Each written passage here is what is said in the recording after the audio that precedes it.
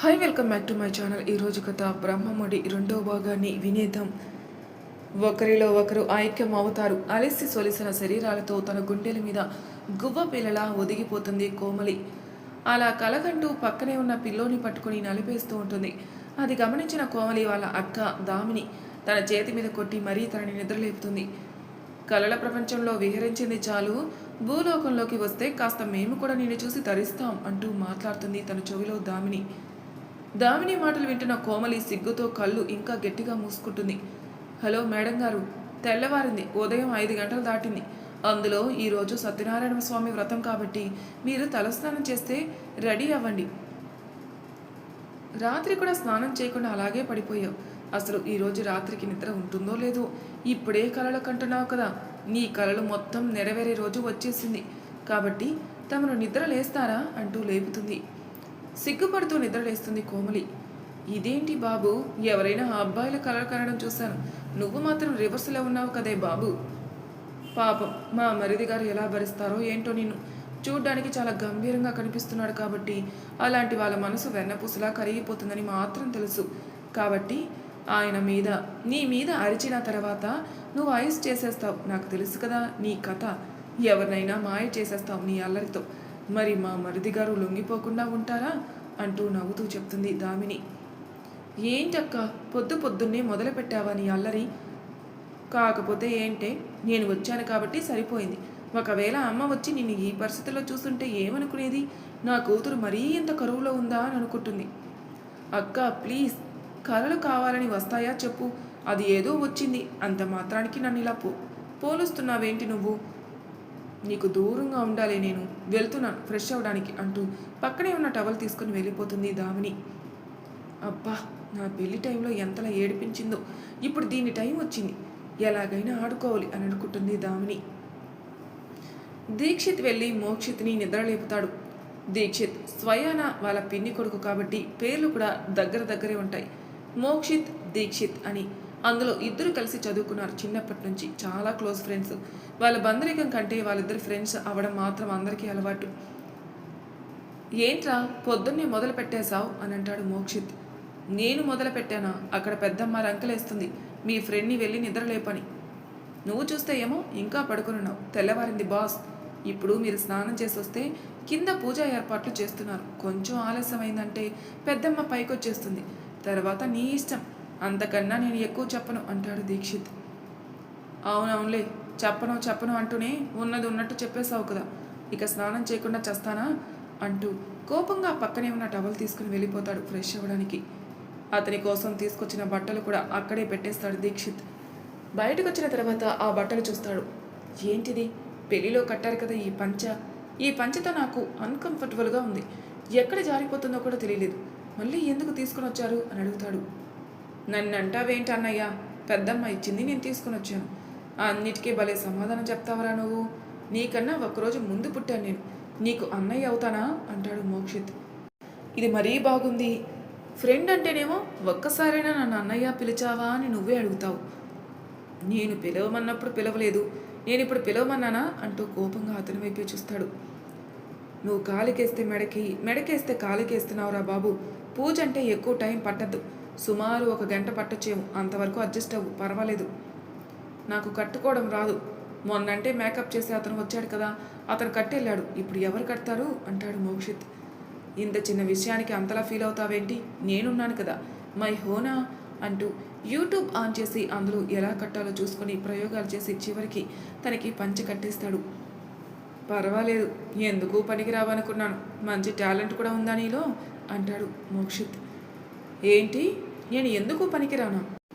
అంతేలేండి, police officer, ఇక్కడ software employee, అది గుర్తించుకొని మాట్లాడండి. సాఫ్ట్వేర్ వాళ్ళని తక్కువ అంచనా వేయకండి, మా వర్క్ ఎలా ఉంటుందో తెలుసా మీకు? అవునవును, అందుకే ఉన్న జుట్టు కాస్త సగం రాలిపోయింది. ఆ మిగిలిన సగం ఈ సాఫ్ట్వేర్ టెన్షన్లో పడి ఎప్పుడు ఊడిపోతుందో నీకే తెలియదు. అది కూడా ఊడిపోయిందనుకో, నీ పెళ్లి జరగడం కూడా కష్టమవుతుంది. అందుకే పిన్నితో చెప్పి త్వరగా పెళ్లి సంబంధం చూడమని చెప్పు అని అంటాడు మోక్షిత్. బాగా ఫ్రస్ట్రేషన్లో ఉన్నట్టున్నావు, అందుకే నీకు కాస్త దూరంగా ఉంటే బెటర్.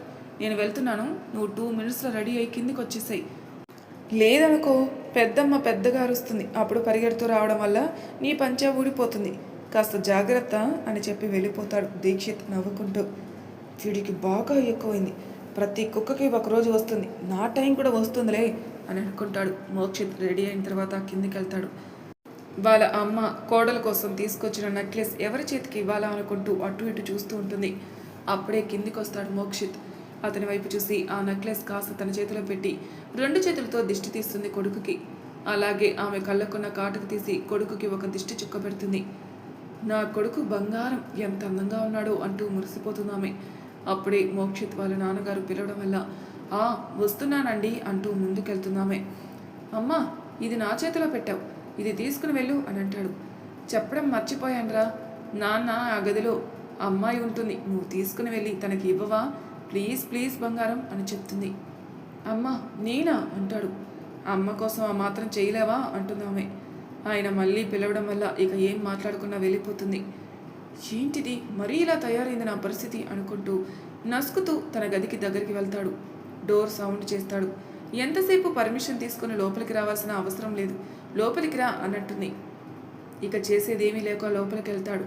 అప్పుడు తన వైపు చూస్తాడు. చీర కట్టుకోవడానికి అవస్థ పడుతూ ఉంటుంది. ఏంటక్క ఇంత లేటు? మళ్ళీ అందరూ నన్ను ఆలస్యం చేశానని అంటారు. నాకు చీర కట్టుకోవడం రాదని తెలుసు కదా, మరీ ఇంతసేపు ఎక్కడున్నావో చెప్పు, త్వరగా చీర కట్టు, మళ్ళీ ఆలస్యమైంది అని అమ్మ నన్ను తిడుతుంది అని అంటుంది. అప్పుడు ముందుకు తిరుగుతుంది. అక్కడున్న మోక్షిత్ని చూసి షాక్ అవుతుంది. అలా తన 2 చేతులతో ఎదభాగాన్ని అంటు పెట్టుకుంటుంది. వెనక్కి తిరగడం వల్ల అనుకోకుండా కింద పడిపోతుంది. తను పడిపోకుండా పట్టుకుంటాడు మోక్షిత్. పడిపోతాను అని గట్టిగా కళ్ళు మూసుకుంటుంది కోమలి.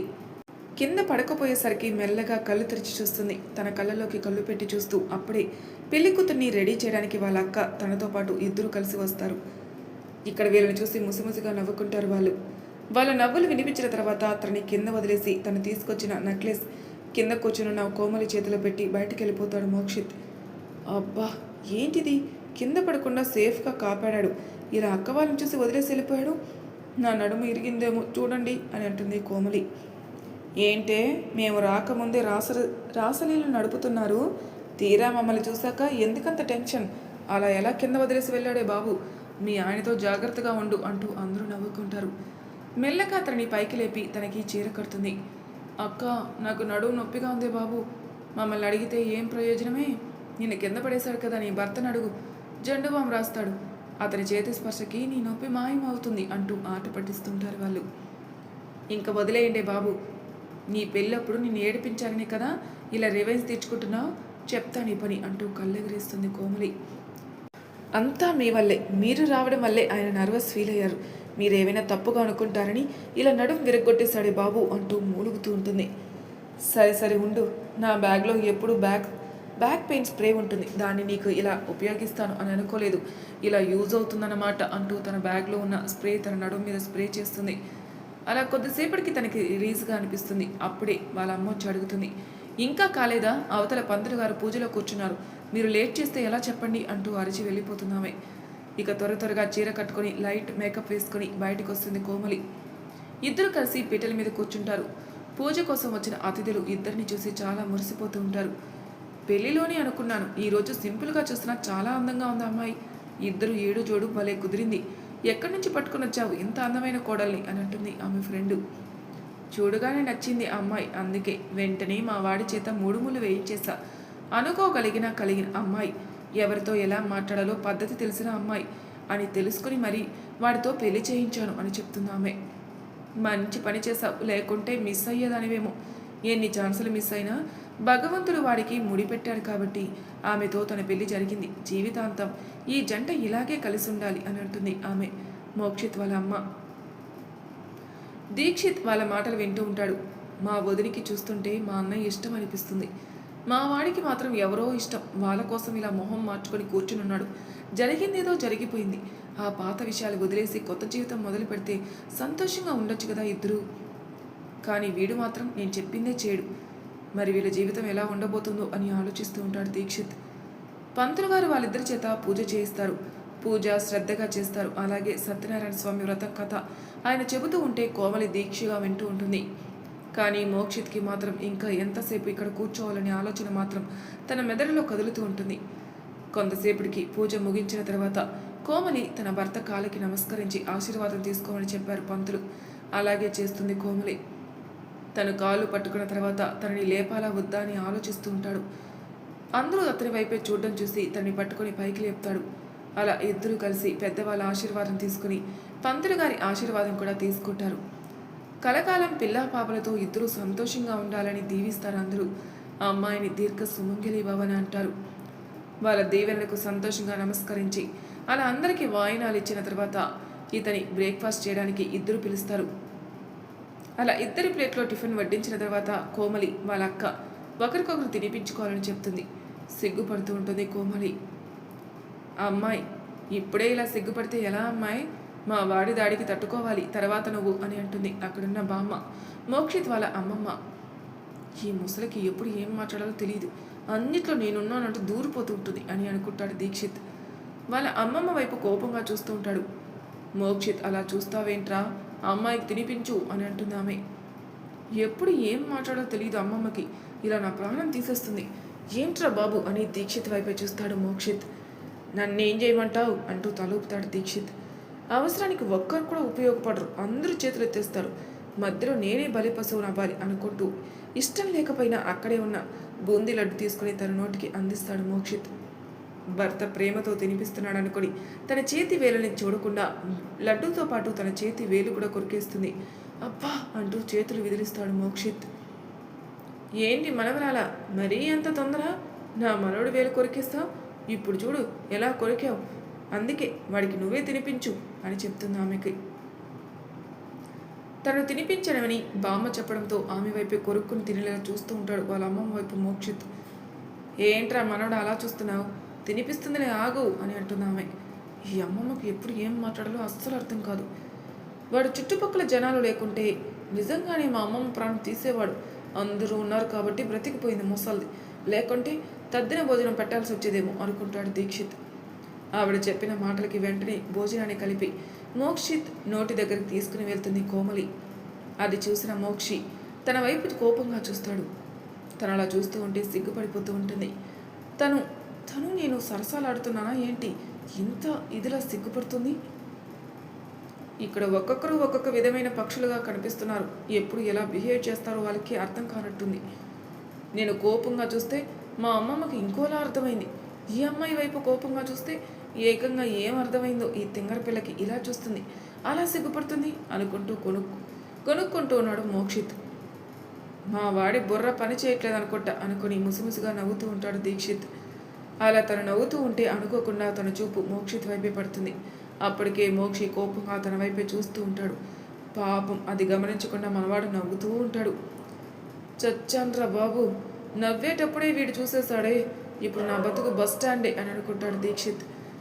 అలా అమ్మ ఎంతసేపు నీ నోటి దగ్గర చేయి పెట్టుకుని ఉంటుందిరా, త్వరగా తిను అంటుంది బామ్మ. ఏం చెయ్యాలి, అంతా నా కర్మ కాకపోతే అనుకుని తను తినిపిస్తూ ఉంటే తింటూ ఉంటాడు. అమ్మాయి అంటే ఇష్టం లేదనుకున్నాను, పర్వాలేదు, పోను పోను అమ్మాయి అంటే ఇష్టం ఏర్పడుతుందిలే అనుకుంటుంది మోక్షిత్ వాళ్ళ అమ్మ. ఏంటి వీడు మా వదిన తినిపిస్తూ ఉంటే తెగ తింటున్నాడు, ఏంటి అంత ఆకలితో ఉన్నాడా, మళ్ళీ అమ్మ ఇష్టం లేదంటాడు అని అనుకుంటాడు దీక్షిత్. ఏంట్రా మనవడా, ఆ అమ్మాయి తినిపిస్తే అమృతంలా ఉందా, తను పెడుతూ ఉంటే తింటూ ఉన్నావు, ఇప్పటికే 6 డజను దోశలు తిన్నావు, ఇంకా కావాలా నాయనా అని అడుగుతున్నామే. ఏంటో నా బ్రతుకు, అందరి ముందు నవ్వుల పాటు అయిపోతుంది. అందరి వైపే చూస్తూ ఏం చేయాలో అర్థం కాక ఆ అమ్మాయి పెడుతూ ఉంటే తింటూ ఉన్నాను, ఎన్ని దోశలు తిన్నానో కూడా తెలియదు. ఈ ముసలి మాత్రం బాగా లెక్క పెట్టుకుని ఉంది. ఈవిడ మాట్లాడిన మాటలు వీళ్ళు విరగబడి నవ్వడం, ఏంటి దేవుడా ఏంటి ఈ శిక్ష అనుకుంటూ నాకు ఇంకా చాలు అని చెప్పి అక్కడి నుంచి వెళ్ళిపోతాడు. ఎందుకమ్మా అలా అన్నావు, 6 డజన్ ఏంటి, డజన్ అయినా తిననివ్వచ్చు కదా, కోడలంత ప్రేమతో పెడుతుంటే వాడికి నచ్చింది కాబోలు తింటున్నాడు, నువ్వు అలా మాట్లాడేసరికి వాడు వెళ్ళిపోయాడు అని కోపడుతుంది కూతురు. నేనేదో సరదాగా ఆట పట్టిద్దామనుకున్నానే, వాడు అలా అలిగి వెళ్ళిపోతాడు అనుకోలేదు. పోనీలే, పోను పోను భార్య చేతిలో తింటాడు, జీవితాంతం కలిసి ఉండాల్సిన జంట ఈరోజు ఒక్కరోజే కాదు కదా అని అంటుంది బామ్మ. అవునక్క, ఆ అమ్మ చెప్పింది నిజమే కదా, నువ్వెందుకు అంత ఫీల్ అవుతున్నావు, పద పద, ఇక చాలా పనులు ఉన్నాయి చేయాల్సినవి అని అంటుంది దీక్షిత్ వాళ్ళ అమ్మ. ఇక వాళ్ళు తిన్న తర్వాత లేటుగా టిఫిన్ తినడానికి కూర్చుంటారు దీక్షిత్. అలా ఇడ్లీ ఒక్క ముక్క తుంచుకొని నోటు దగ్గర పెట్టుకుంటాడు. అదే సమయానికి మోక్షిత్ వచ్చి తన చేయి పట్టుకొని పక్కకు లాక్కొని వెళ్తాడు. ఏంట్రా ఇలా లాగావు? నేను టిఫిన్ కూడా తినలేదు, నాకు ఆకలిస్తుంది, వదులురా అని అంటాడు. నా కడుపు కాలిపోతుంది ఇక్కడ, నీకు ఆకలిస్తుందా? అవునులే, అరడజనం దోశలు తిన్నావు, అయినా నీ కడుపు ఎందుకు కాలుతుంది అని అడుగుతాడు దీక్షిత్. అసలే కోపంలో ఉన్నాను, ఇప్పుడు జోకులు నా దగ్గర ఏకు. తన చేతిలో ఉన్న ఇడ్లీ ముక్క కాస్త నోట్లో పెట్టుకుని నిజమే కదా అని చెప్తాడు. అవునరా, నాకు తెలియక అడుగుతాను, మరీ అంత ఆకలి మీద ఉన్నావా ఏంటి? వదిన చేత్తో తినిపిస్తూ ఉంటే అమృతంలా అనిపించిందా అని అడుగుతాడు దీక్షిత్. ఆగరా, నువ్వు నా చేతిలో చచ్చావు ఈరోజు అంటూ దీక్షిత్ వెనక కొట్టడానికి పరిగెడతాడు మోక్షిత్. అలా పరిగెడుతున్న సమయంలో అనుకోకుండా కోమలి అడ్డు రావడం వల్ల స్లిప్ అయి తనని పట్టుకొని బ్యాలెన్స్ చేసుకుని క్రమంలో ఇద్దరు కింద పడిపోతారు. కోమలి మీద పడతాడు మోక్షిత్. మరి తర్వాయి భాగంలో ఏం జరుగుతుంది నెక్స్ట్ ఎపిసోడ్లో తెలుసుకుందాం. అంతవరకు నా ఛానల్ సబ్స్క్రైబ్ చేయని వాళ్ళు ప్లీజ్ సబ్స్క్రైబ్ చేసుకోండి, లైక్ చేసి షేర్ చేయండి, మీ అభిప్రాయాలు నాకు కామెంట్ రూపంలో తెలియజేయండి. Thank you for listening.